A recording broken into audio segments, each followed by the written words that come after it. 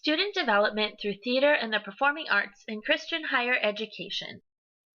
Theater and the performing arts in Christian higher education and the programs with which they are associated have been traditionally viewed as extraneous rather than beneficial to student development, according to Bell in 2016, Lewis and Lewis Hall in 2012, and Warburton in 2006. Furthermore, reconciling theater arts and Christianity has been a customary topic of contention.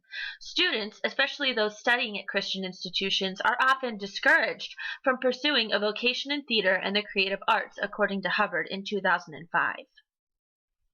Theater and performing arts programs are often cut or neglected by Christian and secular institutions of higher education, despite their observable benefits to student development, according to Bell, Lewis and Lewis Hall, and Warburton. The importance of these programs to furthering student development in Christian higher education must be realized as educators and institutional leaders seek to guide, teach, and prepare students to enter the world, according to Lewis and Lewis Hall and more. This study will aim to answer the following research questions. 1. How do theater and performance art programs in higher education influence student development? 2. What types of theater and performing arts programs are beneficial to student development? 3. How does performing arts participation influence student spiritual development in Christian higher education? The aim of this study is to compile information on student development through theater and the performing arts in higher education, which has been little studied in the past, especially in the context of Christian higher education. The study will not only profile existing programs, but also profile individuals studying and researching the performing arts in Christian contexts for the purpose of adding to existing literature. Performing arts is a term which must be understood for the purposes of this research proposal. Performing arts refers to any mode which requires and employs the two elements of performance, an audience and performer, according to Drama and Dramatic Arts in 2016. Therefore, performing arts refers to, but is not limited to, theatrical performance, dance, and musical performance. The definition of theater must also be understood. Theater is a mode of performance which employs dramatic representation as an art or profession, according to Theater, no date given. Theater will principally refer to the action of performance rather than a building, structure, or piece of dramatic literature in this study. Another concept which would benefit from clarification is that of Christian higher education. Christian higher education includes those institutions which have a focus in biblical and gospel principles. This study does not examine Council for Christian Colleges and Universities, or CCCU institutions exclusively, but rather concepts and research which could be applied at CCCU institutions in addition to others with Christian missions and foundations. Christianity and the performing arts have a relationship which has long been dissonant. In her dissertation, Brandon, in 2013, elaborated on the past and present attitudes of Christians toward theater. Through her research, she finds that while an historical attitude of repulsion and disapproval for theater and the performing arts has in many ways characterized the reaction of Christian culture to these arts, present attitudes are principally shaped by hesitation and skepticism. This position of skepticism and caution in the Christian realm certainly affects Christian higher education as well. While teachers of theater and higher education might see the value of such an education, these programs may not be perceived as integral to the overall spiritual development of attending students, and especially not compared to a theology course, for example. The context of higher education, whether secular, Christian, or otherwise, also presents challenges to the development of theater programs. Berkeley, in 2011, explains that theater in general in higher education has suffered from marginalization and downsizing over time due to three factors, including the turn of institutions of higher education to the private sector over federal and state sector for financial support, the push for universities to be market-driven and train students to be specialists, experts, and leading researchers in profitable fields, and students' increasing desire to pursue economic security over intellectual and philosophical development. The challenges outlined by Berkeley are echoed throughout related literature. Walmsley, for example, in 2013, elaborated that the performing and creative arts in higher education in the UK specifically must respond to continued budget cuts as well as employer expectations.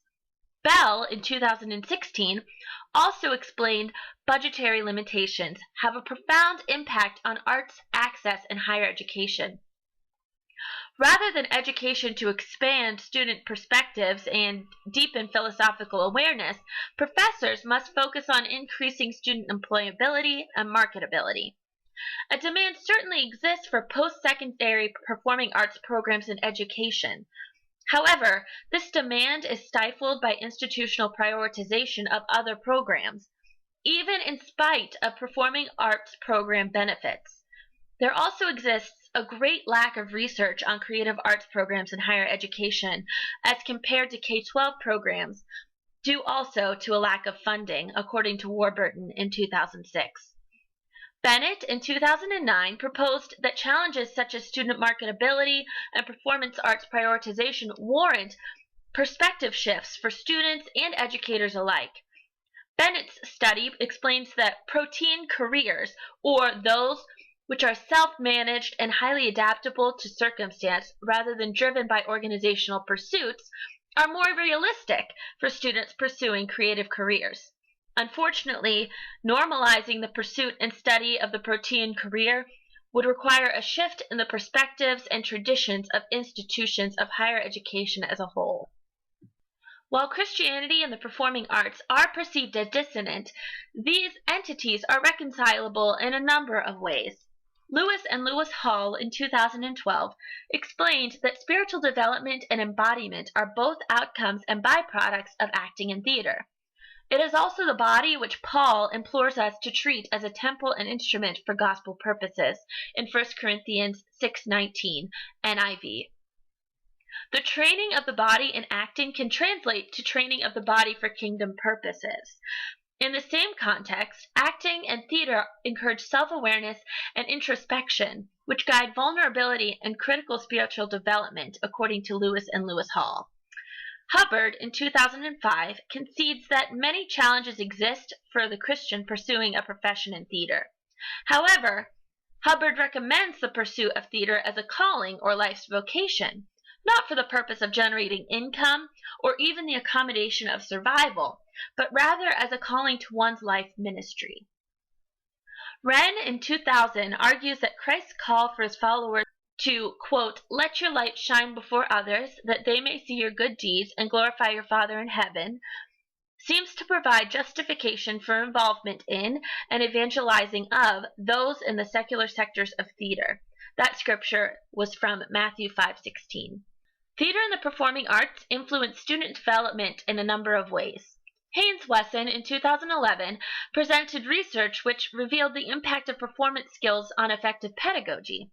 This study reflects the importance of the performing arts and theater not only in learning as a major field of study, but in pedagogy to guide general learning in higher education regardless of major or expertise. Bhatti and Bhatti in 2015 also argued for the utilization of creative drama in teaching of students of all ages. Compiled research not only proved the effectiveness of creative drama in engaging students, but also its effectiveness in enhancing student learning in unrelated subjects. Mahoney and Brown in 2013 demonstrated the importance of the performing arts and theater to interdisciplinary learning. The case study presented by Mahoney and Brown profiles an interdisciplinary exercise involving theater and English students. Through film and play analyses, students involved gained a deeper appreciation for the texts and media examined as a result of perspectives and expertise shared by peers outside of their chosen major. The interdisciplinary experience increased student enthusiasm for the course, deepened student engagement with course material, allowed students to reflect on the importance of their fields of expertise, and increased knowledge of another field's quote-unquote language.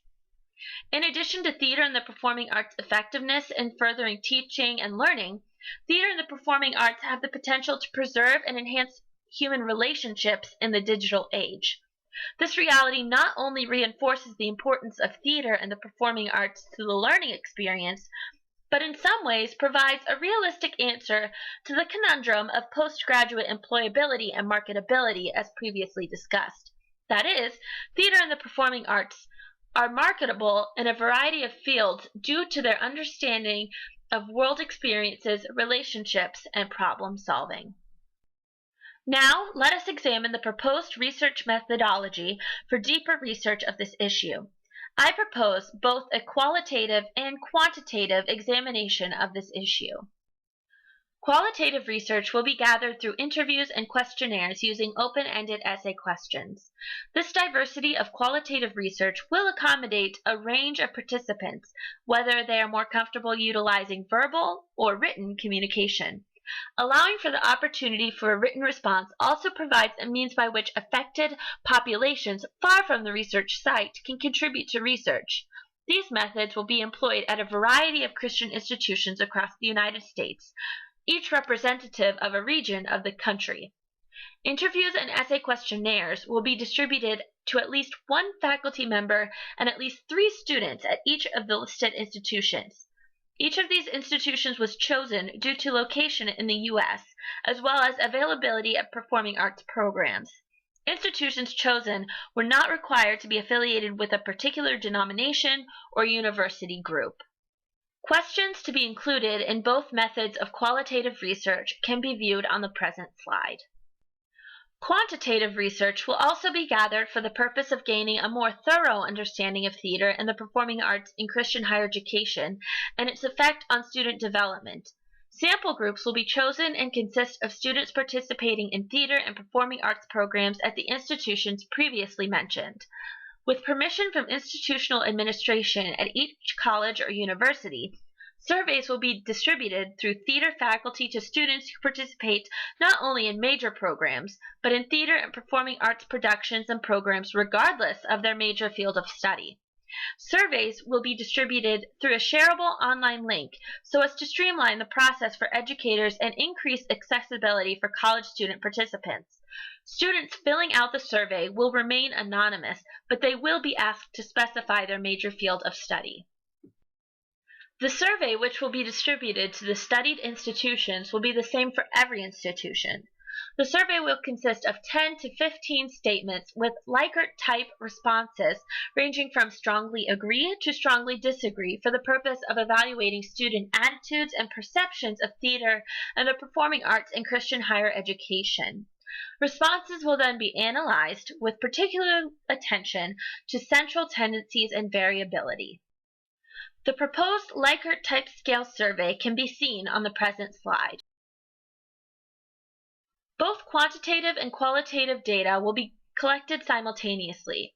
Permission will be gathered from institutional faculty to interview both faculty members and students.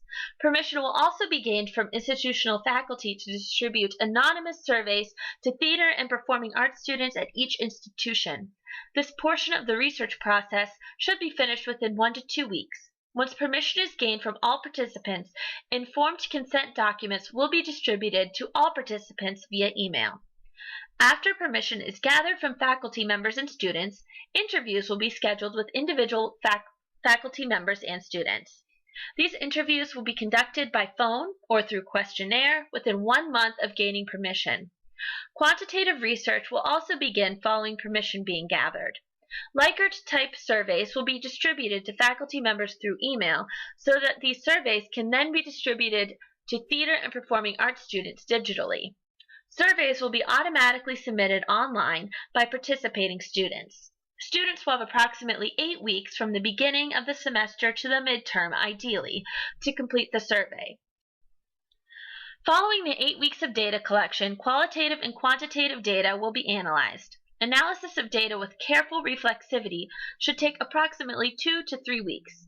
After combining research of literature with gathered data, conclusions and discussions will be drawn in 2 to 3 weeks prior to being distributed to peers and advisors for review. All in all, total research study time should take approximately 16 weeks. It is important to also examine limitations to this study.